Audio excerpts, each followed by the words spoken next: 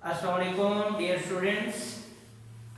आज हम class second year के मैथमेटिक्स की एक्सरसाइज 1.3 से रिलेटेड जो फार्मूला हमने हैं वो ड्राइव करेंगे। जो फार्मूले यूज़ हो रहे थे लिमिट्स को एवेल्यूएट करने के लिए, आज हम उनमें से जो है वो फार्मूले ड्राइव करेंगे। तो इसके लिए सबसे पहले स्टार्ट करते हैं। बिस्मिल्लाहिर्रहमानिर्रहीम। Hssc 2 second year mathematics chapter 1 function and limits. सबसे पहले आपने याद रख लेना है ये बाइनोमियल थ्योरम। आपने फर्स्ट ईयर में पढ़ा होगा binomial theorem. 1 + x whole power n, पहली टर्म 1 है, दूसरी टर्म x है। कोई भी एक्सप्रेशन हो सकती है, लेकिन यहां पहली टर्म 1 होनी चाहिए, होल पावर n। तो क्या फार्मूला था? 1 + n, ये पावर डाउन नीचे आ गई, मल्टीप्लाइड बाय ये जो सेकंड टर्म है इससे मल्टीप्लाई हो गई n * x, प्लस फिर n as it is multiply n में से 1 माइनस कर दिया, n - 1 ओवर 2 फैक्टोरियल, और ये जो सेकंड टर्म है x इसका whole square, plus n into n - 1 n - 2 over 3 factorial, और सेकंड टर्म जितनी होगी यानी x है तो इसका whole cube up to so on. ये जो है ये फार्मूला हमें आज जो मैं फार्मूला ड्राइव करूंगा उसमें ये बेसिक चीज है जी। ये सो ऑन चलता जाएगा पावर n। n आपका रैशनल नंबर हो सकता है, पॉजिटिव इंटीजर हो सकता है, नेगेटिव इंटीजर हो सकता है, ठीक है। तो ये आपने याद रख लेना। मैं फिर रिपीट कर रहा हूं, 1 फर्स्ट टर्म 1 ही होनी चाहिए, 1 + n power multiplied by second term plus n power as it is multiplied by power में से एक लेस करके नंबर, और फिर 2 फैक्टोरियल, और सेकंड टर्म जो होगी उसका स्क्वायर, प्लस n में से एक 1 माइनस करके नंबर, फिर n में से 2 माइनस करके नंबर डिवाइडेड बाय 3 फैक्टोरियल, और ये जो सेकंड टर्म है x इसका होल क्यूब, सो 1 चलता है। इसी तरह जब आप आगे लिखेंगे n * n - 1 n - 2 n - 3 divided by 4 factorial, और x 4 हो जाएगा, सो ऑन आगे चलता चला जाएगा। आज हमने जो एवेल्युएट करना है, यानी जो लिमिट एवेल्युएट करनी है कि इसके बराबर है, prove that limit n approaches to positive infinity 1 + 1/n whole power n = e। ये आज हमने प्रूव करना है कि हमने ये रिलेशन ये जो लिमिट्स एवेल्युएट की थी इस फार्मूला की मदद से 1.3 में की थी। तो आज हम इसको एवेल्युएट करते हैं कि e के बराबर कैसे होता है। हम ये एक्सप्रेशन ले लेते हैं, अभी लिमिट नहीं ले रहे, सिर्फ ये एक्सप्रेशन होगा 1 + 1/n होल पावर n, ये एक्सप्रेशन है। तो बाइनोमियल एक्सपेंशन अप्लाई करते हैं, अप्लाइंग बाइनोमियल एक्सपेंशन। क्या फार्मूला था? यहां 1, ये पूरी टर्म x और ये पावर है, तो 1 + n into x, ये टर्म आ गया, प्लस n पावर में से एक लेस कर दी, n - 1 ओवर 2 फैक्टोरियल, और फिर x का स्क्वायर, x की जगह भी यहां कौन आ रहा है? 1/n, तो 1/n का whole square, plus n - 1 n - 2 over 3 factorial 1/n इसका होल क्यूब। फिर इसी तरह हम जो है वो आगे टर्म लिख सकते हैं एक्सपेंड करके, जितनी आप करना चाहें। वैसे 4 टर्म पहले बहुत है, dot dot dot so on चलते हैं। अब ऊपर यहां लिखेंगे अप्लाइंग बाइनोमियल एक्सपेंशन।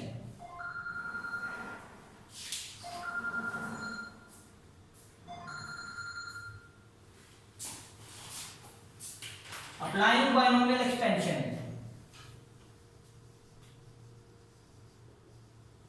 ये मैंने इधर लिख दिया बायनोमियल थ्योरम। ये जो बायनोमियल थ्योरम था ये हमने इधर अप्लाई कर दिया। अब इसको सिंप्लीफाई करते हैं और 1 + 1/n whole power n 1 plus ये n से डिवाइड होकर कैंसिल हो गया 1 प्लस, अब यहां पर ये n है और ये n है, n कॉमन ले लिया, ये n जब कॉमन आएगा तो क्या बन जाएगा n², ये n यहां से कॉमन आ गया n², तो यहां क्या रह जाएगा 1 - 1/n। ये n जब कॉमन लेंगे ये n कॉमन आके बाहर n² बना देगा, इसकी जगह 1 और ये 1/n हो जाएगा, नीचे 2 फैक्टोरियल इनटू 1 ये n का स्क्वायर, इसका 1 का स्क्वायर 1 और ये n² लिखती है प्लस अब इस टर्म में n, ये एक n यहां से कॉमन, एक n, ये तीनों मल्टीप्लाई हो रहे हैं, n इधर से कॉमन, n इधर से कॉमन, n², ये n से मल्टीप्लाई हो गया n³ हो जाएगा n³, इधर क्या रह जाएगा n कॉमन आया 1 - 1/n, इसमें से n कॉमन आया तो 1 - 2/n, n इधर से कॉमन लिया, इधर से भी कॉमन लिया n², तो n से मिल गया n³ हो गया, तो इधर से n³ कॉमन आ गया, यहां 1 रह गया -1/n, यहां से n³ कॉमन आ गया, यहां 1 - 2/n और ये इनटू 1/n³, सो चलते हैं या। अब इसके बाद नेक्स्ट स्टेप 1 + 1, ये n² से कैंसिल, इसको मैं ऐसे लिख देता हूं 1/2 फैक्टोरियल और ये रह गया 1 - 1/n प्लस n³ से डिवाइड होकर कैंसिल हो गया, और इसके लिए सॉरी मैंने 3 फैक्टोरियल लिखना भूल गया, ये 3 फैक्टोरियल था, ये 1/3 फैक्टोरियल शुरू में कर लिया, ये 1/3 ये आ गया था 1 - 1/n 1 - 2/n अप टू सो, ये चलता जाएगा, ये डॉट डॉट है so on, 1 + 1/n whole power. Next आगे, अब यहां पर आप देखें इसमें ये एक्सप्रेशन हमने ओपन कर दी, अब लिमिट अप्लाई हो रही है, हम लिमिट अप्लाई करते हैं, तो लिमिट दोनों तरफ लिमिट अप्लाई करेंगे, limit n approaches to +∞ 1 + 1/n whole power n is equal to limit n approaches to +∞ 1 + 1/2 factorial into 1 - 1/n plus 1/3 factorial 1 - 1/n 1 - 2/n up to so on, ये चल रहा है, दोनों तरफ मैंने इधर ब्रैकेट लगा लिया, लिमिट अप्लाई कर दी, और इधर भी जो है मैंने लिमिट अप्लाई कर दी, limit n approaches to +∞ 1 + 1/n whole power n, इस पे लिमिट अप्लाई भी हो सकती, यहां 1, यहां भी 1 1/2 फैक्टोरियल 1 - 1/∞, तो 1/n की जगह जब हम इंफिनिटी रखेंगे तो 1/∞ क्या हो जाएगा 0 प्लस 1/3 फैक्टोरियल 1 - 1/∞ 1/∞ 0 होता है, वो मैंने पहले आपको एक्सरसाइज में बता दिया था, इधर भी लिमिट अप्लाई करेंगे इसके ऊपर, तो 1 - ये भी सॉरी 0 आ गया 2/∞, तो ये भी 0 के बराबर होगा। चलता चला, जिसका मतलब है यहां से क्या बच जाएगा 1 प्लस 1 ओवर 2 फैक्टोरियल, ये 1 हो गया, ये भी 1 ये भी 1, तो क्या बच गया 1 ओवर 3 फैक्टोरियल। तो सिमिलरली हम आगे क्या है, अगली कौन सी टर्म आएगी 1 ओवर 4 फैक्टोरियल, 1 ओवर 5 फैक्टोरियल बचेगा। अगली टर्म मैंने लिखी नहीं थी, लेकिन इसी सीक्वेंस में मैं लिखता जा रहा हूं 1 over 5 factorial. Limit n approaches to plus infinity 1 plus 1 over n whole power n। Simplify करते हैं 1 प्लस 1 ओवर 2 फैक्टोरियल, तो 2 फैक्टोरियल 2 ही होता है, 2 को 1 पे डिवाइड कर दिया तो ये न्यूमेरिकल वैल्यूज आपके पास आ जाएंगी 1 प्लस 1 ये आ जाएगा 0.5। 3 का फैक्टोरियल 3 फैक्टोरियल जिनको नहीं पता फैक्टोरियल का 3 फैक्टोरियल मैं यहां लिख रहा हूं 3 मल्टीप्लाई 2 मल्टीप्लाइड बाय 1 तो ये 6 आ गया। 1 ओवर 6 करेंगे 1 ओवर 6, चलिए मैं एक स्टेप और कर देता हूं 1 ओवर 2 का फैक्टोरियल 2, ये 1 ओवर 6, ये 4 का फैक्टोरियल, तो 4 जो फैक्टोरियल है इसको क्या लिखेंगे 4 into 3 into 2 into 1 तो ये 24 1 over 5 का factorial 5 into 4 into 3 into 2 into 1 ये 1 over 120 या so तो जब आप इनको डिवाइड करेंगे 1 प्लस 1 ये आ जाएगा 0.5, कैलकुलेटर पे डिवाइड किया 1 by 6 तो ये वैल्यू आती है 0.1667। 1 over 24 जब आप करेंगे डिवाइड करेंगे तो 0. कैलकुलेटर से डिवाइड कर देना 0.041667। 1 over 120 जब आप करेंगे बस यही तक, ये इसको लिखने की जरूरत नहीं है, बस 100 आगे और छोटा होता है, यानी जो नंबर आएंगे वो और छोटे होते चले जाएंगे। तो जब आप इन सब को ऐड करेंगे तो ये आंसर आ जाएगा आपके पास 2.718281। ये जो नंबर है इसको हम कहते हैं ई। ये जो नंबर है अगर आप कैलकुलेटर में e पावर 1 लिखेंगे तो ये नंबर आंसर देगा आपके पास। तो ये किसके बराबर होता है e के बराबर। Limit n approaches to plus infinity 1 plus 1 over n whole power n is equal to e। ये रिजल्ट प्रूव हो गया, ये नीचे उतार रहे हैं आप इस तरह। यहां मैं इसके सामने उतार रहा हूं सिंस e पावर 1 या e जो होता है वो 2.718281 के बराबर है।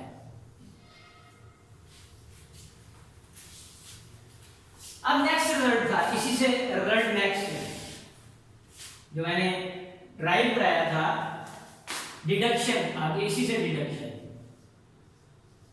डिडक्शन का मतलब है फार्मूला ड्राइव हो गया, इसी से नेक्स्ट रिजल्ट जो है वो क्या आएगा, वो फार्मूला था limit x approaches to 0 1 plus x whole power 1 over x, ये भी किसके बराबर है e के बराबर है। ये भी फार्मूला हमने एक्सरसाइज में यूज किया था, इसी से ड्राइव हुआ। कर लेते हैं इसको, ये ले लेता हूं एज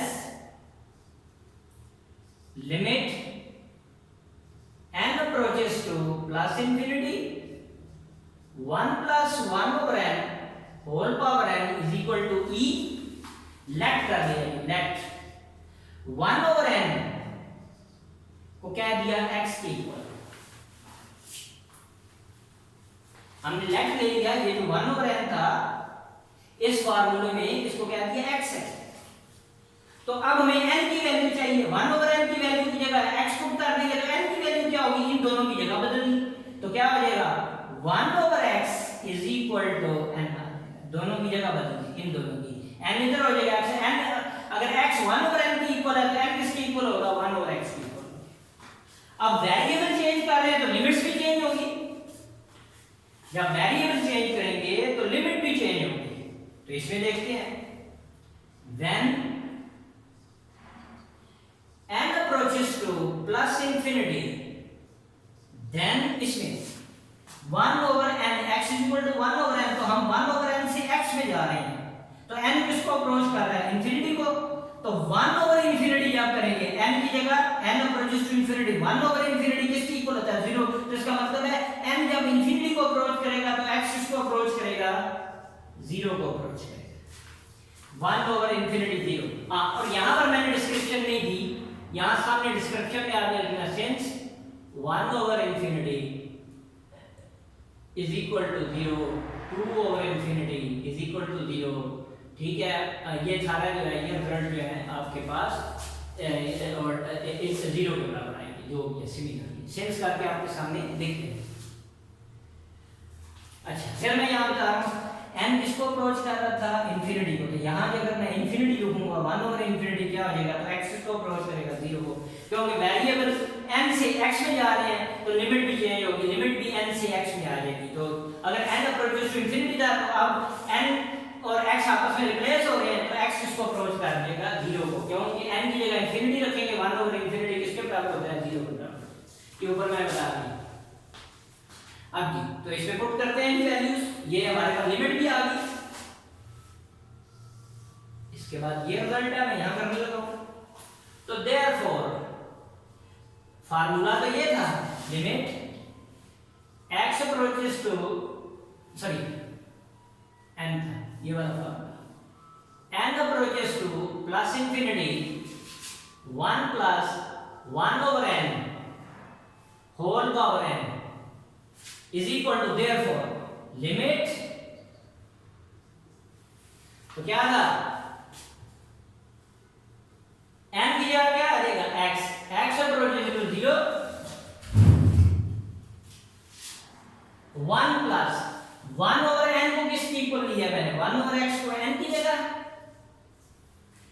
और होल पावर n आ रहा था तो n की जगह क्या आ जाएगा? n की जगह 1 ओवर x। ये वाला फार्मूला इसकी इक्वल हो गया इसके, तो वो भी क्या रिजल्ट था? e, तो ये भी किसकी इक्वल हो गया? e की इक्वल हो गया, क्योंकि ये e के इक्वल था। ठीक है, तो therefore so e is equal to limit x approaches to 0 1 plus x whole power 1 over x।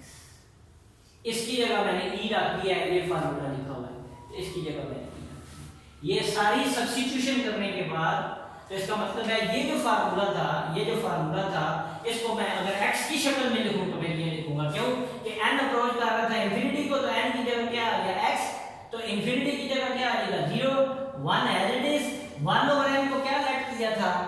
x की इक्वल, यहां x लगा दिया और n की जगह क्या पुट कर दिया?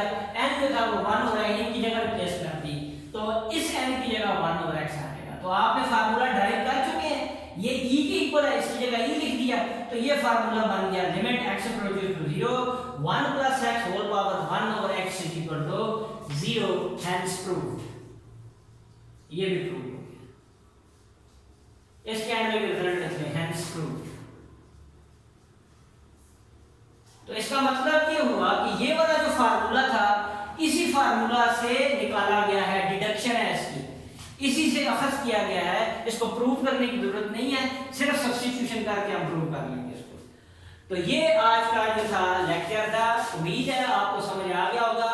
मैंने डायरेक्ट आपको फार्मूला ड्राइव इसलिए नहीं कराया था ताकि थोड़ा सा ये जरा बच्चे इसको टफ फील करते हैं, तो लिमिट्स मैंने डायरेक्ट करा दी थी। तो फार्मूला जो ड्राइव हुआ था वो e के इक्वल क्यों लिखते हैं? वो इस तरह लिखते हैं, इस तरह डेरिवेशन हुई है। तो आज इतना ही लेक्चर है, एक फार्मूला मैंने ड्राइव करा दिया है। इंशाल्लाह नेक्स्ट लेक्चर में मैं दूसरा फार्मूला जो है वो ड्राइव करूंगा, एक और जो रहते हैं, अब 1 बाय 1 मैं करवाता जाऊंगा। तो मेरे चैनल को लाइक करें, शेयर करें और सब्सक्राइब करें। पिछला काम साथ साथ आप कंप्लीट करेंगे। अल्लाह हाफिज।